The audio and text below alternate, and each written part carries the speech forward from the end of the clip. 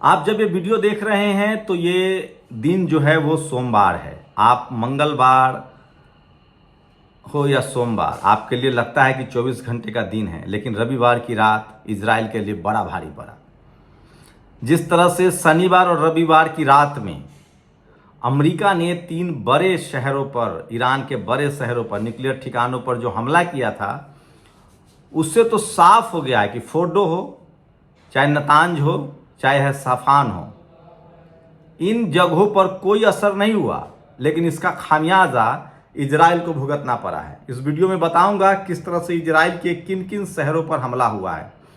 Israel के जो सबसे धार्मिक शहर है जेरूसलम, इस पर भी ईरान ने जमकर निशाना साधा है। उसके बाद तेल अवीव पर हमला हुआ है, हाइफा पर हमला हुआ है, रिसोन पर हमला हुआ है, बेयर सेवा पर हमला हुआ है, अशदूद पर हमला हुआ है, नेतानिया पर हमला हुआ है, इलियट पर हमला हुआ है, एकेर पर हमला हुआ है, नजरेत पर हमला हुआ है, सफ़ेद पर हमला हुआ है, टाइबरियाज पर हमला हुआ है, हर्जिलिया पर हमला हुआ है, बातयम पर हमला हुआ है, बेनी बार्ग पर हमला हुआ है, रमतगान, पेटन टिकिया और गिबातियाम, कैसेरिया, ये वो तमाम शहर है इजराइल के जिनके ऊपर मिसाइल दागे गए हैं।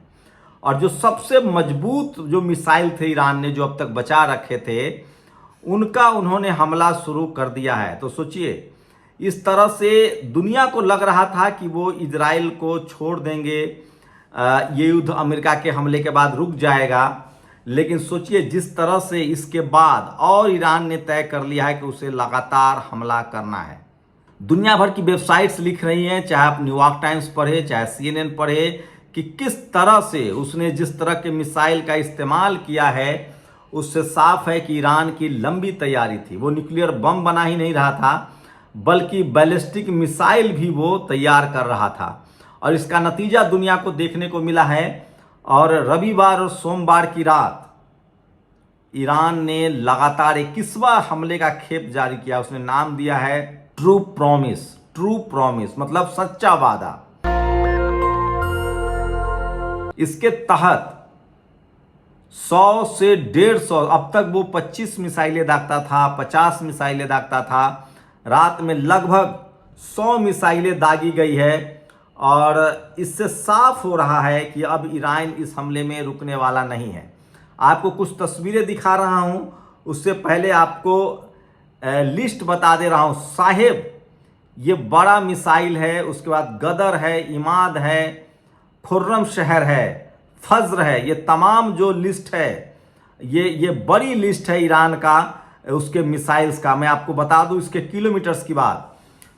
जो शहाब्द है वो 1200 से 2100 किलोमीटर की मार करता है। जो गदर है वो 110 से लेकर 2000 किलोमीटर से लेकर 300 किलोमीटर तक की मार करता है। लिक्विड इसमें हथियार है। इमाद जो है वो 2000 किलोमीटर, खुर्रम शहर जो है 2000 किलोमीटर MRBM तकनीक से लैस है। और MIRV फर्ज 3 जो है, ये बड़े मिसाइल्स हैं जो दुनिया भर में जिनकी चर्चा हो रही थी और इसी से लोग डर रहे थे। तो 1952 से 1979 के बीच ईरान ने ये सारे तकनीकी ताकत हासिल की थी। और 2000 से लेकर समझिए 25 साल 30 साल 1995 में उस तरह से जिस पर बैन लगा है, उसके बाद जिस तरह से उसने मिसाइल तैयार की है, उससे आप अंदाजा लगा सकते हैं कि ईरान की ताकत का, उसके पास शब्द 1 है, शब्द 2 है, इन सब से हमला हो रहा है। ये सारे मिसाइल्स रोक के रखे गए थे। कयाम 1, जिहाद, ये सारे मिसाइल्स के नाम है। फतेह 110, खालिज फार्स, होरमुज, फतेह 313, फतेह मोबिन, राद 500, जोहिर, जुल्फनार, जुल्फगार बसीर, डिफ्यूजल। मीडियम रेंज के शब्द हैं, गदर है, इमाद है, रेवान है, खुर्रम शहर 1, खुर्रम शहर 2, खुर्रम शहर 4। ये जो खुर्रम शहर 4 है, इसका पहली बार इजराइल के शहरों पर इस्तेमाल हुआ है, जिसकी आप तस्वीरें देख रहे हैं। तेल अवीव किस तरह से मलबे में तब्दील है, जो राजधानी है। हाइफा जो शहर है, जो बंदरगाह है, वो किस तरह से मलबे में तब्दील हुआ है। फतह 1, फतह 2, हज काशिम, खैबर शकीन और सेजिल, ये बड़े विमान है। क्रूज मिसाइल जो उसके पास है, सोमार है, हुबीज है, या अली है, पवेश है। एंटी शिप वाले जो है, नूर है, गैधर है, गाधीर है, अबू महदी, तायलेक है। एयर लॉन्च है, असेफ है, हैदर है। स्पेस लॉन्च व्हीकल उसके पास सफ़ीर, सिमोग्रह, जूलिया, कसद। तो बड़ी तैयारी, ये सारे मिसाइल्स के नाम बताए गए और ये सारे मोर्चे खोल दिया है ईरान ने। इसी बीच लगातार वो अमेरिकी ठिकानों पर, खासकर उन देशों में जिन देशों में अमेरिका ने अपना ठिकाना बना रखा है, उन देशों में लगभग 51,000 जो सैनिक हैं वो लगभग मिडिल ईस्ट में हैं और उनको निशाना बनाया जा रहा है। चाहे वो मेडिटेरियन सागर हो, भूमध्य सागर हो, इजिप्ट हो, कुवैत हो, यूएई हो, कतर हो, इन देशों को ईरान ने कह दिया है कि हम पर हमला हुआ है और हम आप पर हमला करेंगे, हम अमेरिकी ठिकानों पर हमला करेंगे। लेकिन सबसे डराने वाली बात है कि ईरान अब तैयारी, जो बड़ी तैयारी कर रहा है, उसने इजराइल को लगभग निस्ताबूद कर दिया है। ये तस्वीरें देख सकते हैं, सेजिल और खुर्रम शहर जो मिसाइल हैं वो सबसे ज़्यादा विनाशक है। और रविवार और सोमवार की रात इजराइल के दर्जनों शहर पर, मैं कह रहा हूँ दर्जनों शहर पर बमबारी हुई है और अमेरिका के ठिकानों पर भी बमबारी की पूरी प्लानिंग चल रही है।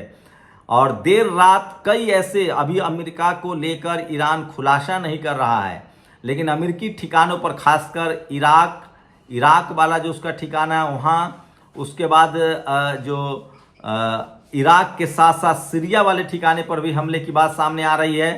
तो दर्जनों ऐसे अमेरिकी ठिकाने हैं जिस पर हमले की बात आ रही है और बड़ी तैयारी चल रही है। 1-2 दिनों में, आज की सुबह भी भारी तैयारी हो सकती है। तो ये वो बड़े मिसाइल्स हैं। अमेरिका ने अब रास्ता खोल दिया ईरान के लिए।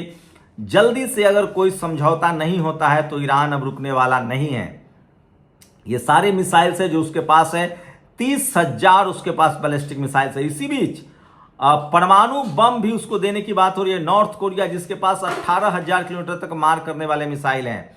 रूस ने कहा है, चीन ने कहा है कि हम पूरी तरह से ईरान के साथ हैं और हम परमाणु बम उसे देंगे। नॉर्थ कोरिया के पास भी इसी तरह की क्षमता है, रूस के पास क्षमता है, सुखोई विमान है उसके पास। तो ईरान के साथ दुनिया खड़ा हो गया है। भारत भी ईरान के प्रति सिंपैथी जता रहा है। तो दुनिया भर के देश ईरान के साथ हैं और रात में कयामत ढाया है ईरान ने। और इजराइल का तो बचना नामुमकिन है।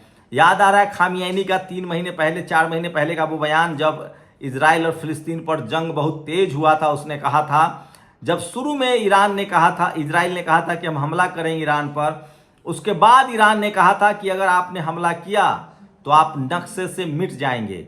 अगर ये 10 दिन और युद्ध चलता है तो कम से कम ईरान की तो जो बर्बादी होनी है वो उसके लिए तैयार है। लेकिन मिडिल ईस्ट का सबसे मजबूत, सबसे डेवलप्ड जो देश है इजराइल, वो पूरी तरह से बर्बाद हो जाएगा। जिसकी आप तस्वीरें देख रहे हैं, उसके एयरपोर्ट्स पर हमले हो रहे हैं, उसके शहरों पर बम गिराए जा रहे हैं। तो देर रात लगातार मिसाइल गिराना ईरान ने जारी रखा है और वो लगातार 50-50 की खेप में मिसाइलें दाग रहा है।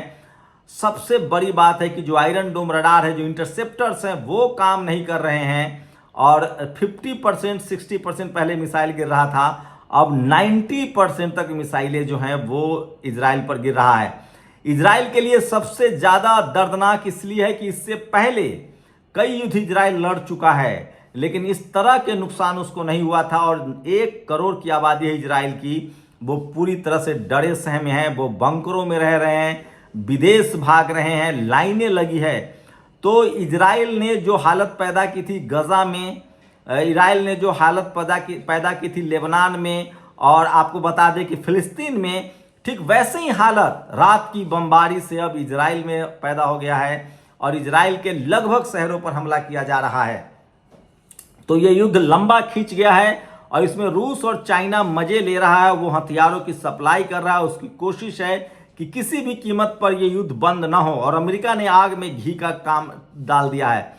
तो दुनिया का एक बड़ा तानाशाह बेंजामिन नेतन्याहू को जब ट्रंप जैसे मस्खरे का साथ मिला है, अमेरिका की ताकत का दुनिया कह रही कि बेजा इस्तेमाल हुआ है, ईरान के प्रति सिंपैथी बढ़ी है। और अगर इस युद्ध में इजराइल खत्म होता है तो ईरान के प्रति सारे मुस्लिम देश उसे एक योद्धा की तरह स्वीकार करेंगे, क्योंकि अब तक सारे मुस्लिम देशों को लगता है कि वो अमेरिका से युद्ध नहीं लड़ सकते हैं, वो इजराइल से युद्ध नहीं जीत सकते हैं। अगर इस युद्ध में ईरान इजराइल को पूरी तरह से खत्म कर देता है, विजेता की तरह सामने आता है, तो सारे मुस्लिम राष्ट्र एक बार फिर से एक होंगे और इजराइल का पैर उखड़ जाएगा, उसका तो नक्शे से नाम मिट जाएगा। अमेरिका का भी मिडिल ईस्ट से पैर उखड़ जाएगा। एक बात तो साफ है कि अमेरिका ये सब कुछ ईरान पर कब्जे के लिए कर रहा है, ईरान पर कंट्रोल करने के लिए कर रहा है, और वो इजराइल का सहारा ले रहा है। जैसे रूस को युद्ध में फंसाकर उसने यूक्रेन को मदद की थी और अब यूक्रेन से पीछे हट गया है, अब लगता है कि जैसे अमेरिकी ठिकानों पर और हमला तेज होगा वो इजराइल को अकेला छोड़ देगा। तो अमेरिका किसी का सगा नहीं है, कोई ऐसा सगा नहीं जिसको अमेरिका ने ठगा नहीं। उसके नए नए दोस्त बने पाकिस्तान, और पाकिस्तान का सेना प्रमुख मुनीर जो है देर सवेर वो भी हत्थे चढ़ेगा, क्योंकि जिस तरह से उसने ईरान की मदद की है दुनिया उस पर नजर गड़ाए हुए, और ईरान भी नजर गड़ाए। ईरान ने कहा है कि जिन जिन लोगों ने अमेरिका की मदद की है वो हमारे निशाने पर हैं। तो ये युद्ध लंबा खींचेगा, इजराइल की बर्बादी तय है। ईरान अपना सब कुछ झोंकने के लिए तैयार है, लेकिन एक बात है कि इस युद्ध के बाद अगर किसी को सबसे ज्यादा नुकसान होगा तो वो अमेरिका होगा, क्योंकि पूरे मिडिल ईस्ट से उसका पैर उखड़ जाएगा। इस युद्ध में कोई फायदे में है तो वो रूस है और चाइना है। अमेरिका का पूरा ध्यान अब इजराइल को बचाने पर है, और इस बीच यूक्रेन का उसने साथ छोड़ दिया है, और रूस ने कह दिया कि पूरा यूक्रेन हमारा है, एक एक इंच जमीन हमारी है। और इसी बीच चाइना जो है वो ताइवान पर कब्जे की कोशिश कर रहा है, और वो इस युद्ध में पूरा मार्केट पर कब्जा कर रहा है, और वो ईरान के साथ बना हुआ है। भारत की हमेशा से जो विदेश नीति रही है वो यही है कि वो ईरान के साथ बना हुआ है, और अमेरिका किसी का सगा नहीं है। पाकिस्तान उसका नया नया पिछलग्गू बना है, देखते हैं कि वो कितना सफल होता है, लेकिन वो ईरान के निशाने पर है। मैं फिर कह रहा हूं कि ईरान ने फिलहाल तय किया है कि सबसे पहले इजराइल को खत्म किया जाए। अगर इजराइल खत्म होता है तो सबसे ज़्यादा फायदा जो है वो मुस्लिम देशों को होगा, और अमेरिका उनको खाली करके अपने देश लौट जाएगा। शुक्रिया। दस्तक की आपसे गुजारिश है कि अगर इसको बचाना चाहते हैं तो नेशनल दस्तक को सब्सक्राइब करने के लिए रेड कलर के सब्सक्राइब बटन को दबाएं, फिर बेल आइकन की घंटी दबाएं। नेशनल दस्तक को बचाने के लिए बहुत जरूरी है कि हर खबर को शेयर करें, लाइक करें, कमेंट जरूर करें।